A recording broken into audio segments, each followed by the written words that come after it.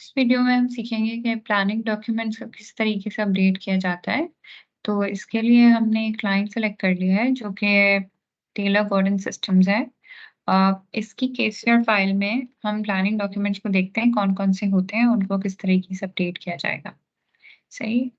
यहाँ पे पहले हमने खोली केसीआर फाइल।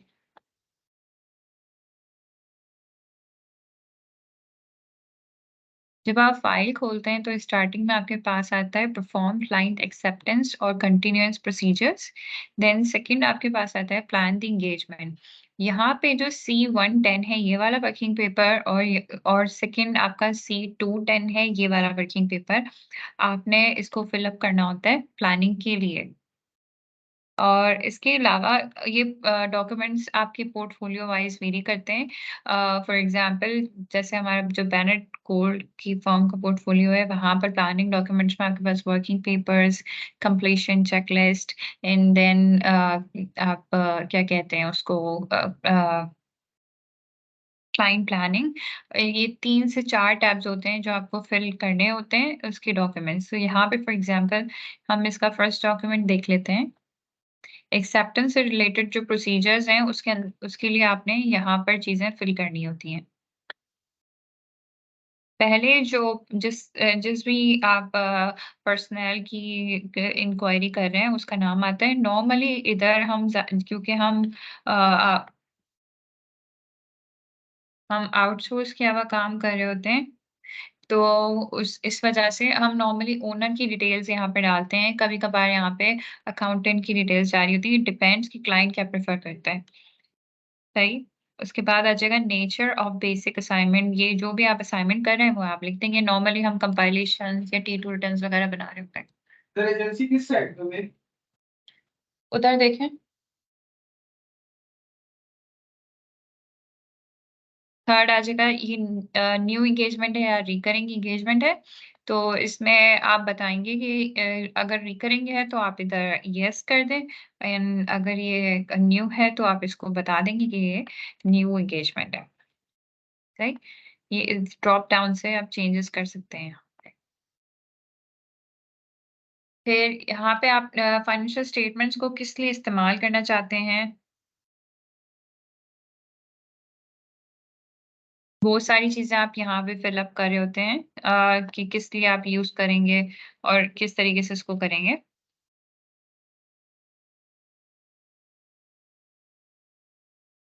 यहाँ पे भी सारा ये सब चीज़ें नो चेंज हैं क्योंकि हम लोग का ये फर्स्ट ईयर नहीं है। अगर फर्स्ट ईयर होता तो हम चीज़ें ऐड कर रहे होते इसके अंदर।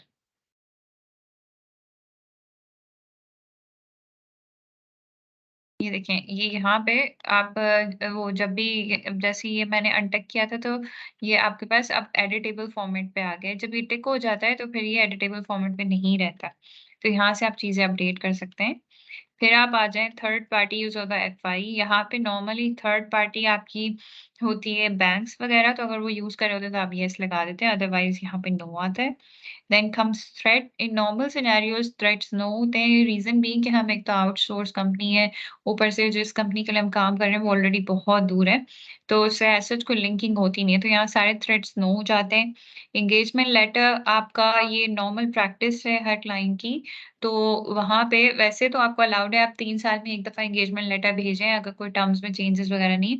लेकिन ये लोग हर दफ़ा जो क्लाइंट्स हैं वो प्रेफ़र करते हैं कि हर साल एंगेजमेंट लेटर साइन करवा लिया जाए एंड देन कंक्लूजन आ जाता है।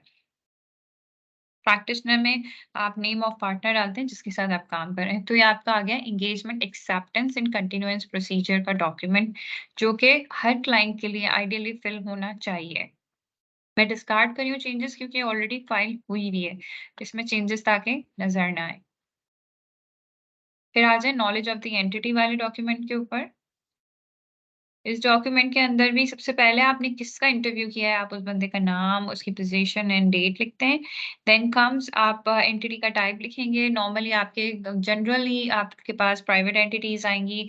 आपका प्रोविंस क्या है, ये इनकॉर्पोरेशन कब हुई है और कौन से लॉज़ आप फ़ॉलो कर रहे हैं, कॉर्पोरेट स्ट्रक्चर क्या है। यहाँ पे कॉर्पोरेट स्ट्रक्चर अगर कोई आपके पास कोई जैसे चेंज हो सोल ओनर या कुछ अलग से डिफरेंट सा स्ट्रक्चर आया तो आप लिखेंगे, अदरवाइज़ आप इसको ऐसे ही छोड़ दें। एक ही बंदे हैं जिनकी कंपनी है, तो यहाँ पे गवर्नेंस में उनका नाम आ गया है कि एडवाइज़र्स कोई भी नहीं होते। नॉर्मल सिनेरियोज़ में कभी-कभार हों, तो आप यहाँ पे उनका नाम अपडेट कर सकते हैं, अगर आपके लॉयर्स या किसी कोई है जब आपके साथ इन्वॉल्व्ड है। फिर आ जाएँगे यूज़र्स, आपके users in normal cases share holders और मैनेजमेंट ही होती हैं। कब कुछ-कुछ जगहों पे अदर्स बैंक्स भी आ सकते हैं। फिर आ जाएगा इंडस्ट्री, इंडस्ट्री का नेचर आपको पता करने का बेहतरीन तरीका ये हो सकता है आप लास्ट ईयर का T2 देख लें या क्लाइंट की सेल्स देख लें इस साल की या उनके लेजर्स आप देख लें, आपको उसका बिज़नेस समझ आ जाएगा और सबसे बेहतरीन आप गूगल कर लें एंटिटी का नाम, तो उससे काफ़ी क्लैरिफ़िकेशन आ जाती है।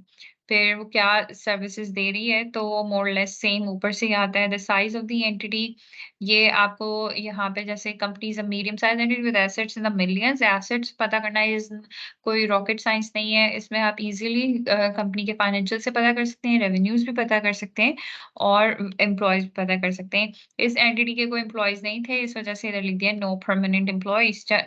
काफ़ी सारी जो इन्वेस्टमेंट कंपनीज़ होती हैं, जिनकी इनएक्टिव इनकम होती है, तो वहाँ पे आपको एम्प्लॉइज़ ज़रा कम ही नज़र आते हैं। फिर डेट फाइनेंसिंग कोई अरेंजमेंट्स है या नहीं, उनकी डिटेल्स आ जाती हैं। फिर सिग्निफिकेंट चेंजेज़ अगर कोई आई हैं, इन नॉर्मल सिनेरियोज़ नहीं होती, कभी-कभार हों तो आप चेंजेस इधर डॉक्यूमेंट करें।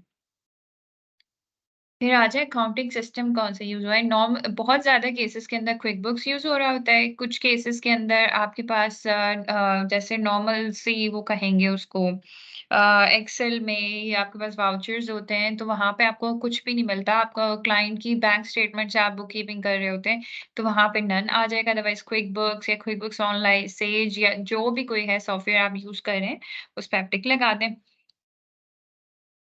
फिर यहाँ पे फाइनेंशियल रिपोर्टिंग किस तरीके से होती है, यहाँ पे बता दिया कि जो WHICA यानी जो ऑडिट जो प्रैक्टिशनर फर्म है, वो इन्वेस्टमेंट की बुक कीपिंग कर रही होती है, स्टेटमेंट्स की बेसिस पर।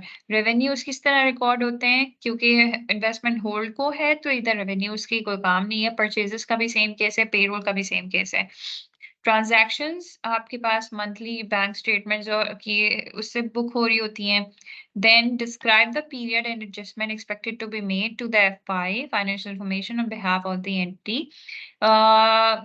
जो भी ऐसा लगता है कि इन्होंने बताया कि स्टेट जो एडजस्टमेंट्स हैं, जो प्रैक्टिशनर को लगता है कि आनी चाहिए, वो अपने हिसाब से जजमेंट के हिसाब से उसको डाल के और उसको एडजस्ट कर देता है अमाउंट्स को।